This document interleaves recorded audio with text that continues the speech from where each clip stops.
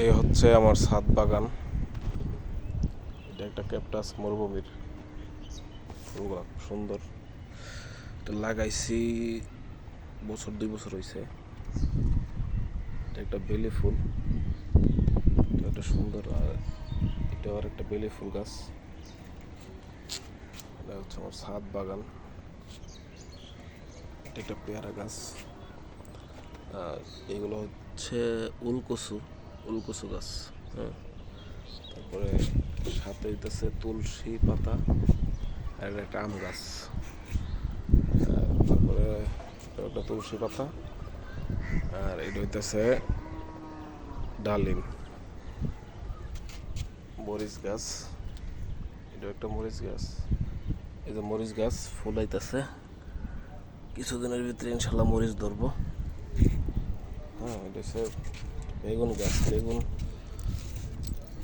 Already তৈরি আছে, বেগুন খাওয়া হয়েছে। এটা একটা মেহেদি গাছ। এটা হচ্ছে পুদিনা পাতা।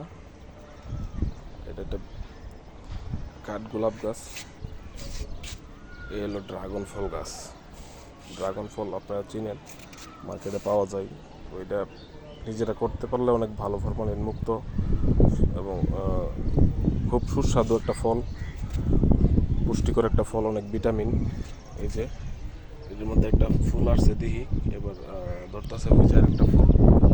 ইনশাল্লাহ এই যে আরেকটা এবার খাইতে পারবো, ফল আসছে গাছে। আর এটা হচ্ছে একটা পুদিনা গোলাপ ফুল। এই হইতেছে অ্যালোভেরা। এটা তো বেগুন, পুদিনা, পেয়ারা গাছ। এই যে দেখেন পেয়ারা ধরছে, কদিন পরে খাইতে পারবো। ফুলও আছে, পেয়ারাও আছে। এটা কিন্তু আমার মানে অনলি ছাদের একটা বাগান, ঠিক আছে। এই যে লেবু ধরছে গাছে। আশা করি যে লেবু দিয়ে এদের মাংস খাইতে পারবো। এটা একটা ড্রাগন, চারা নতুন পাতাবাহার। এই হইতেছে আমার ছাদ বাগান।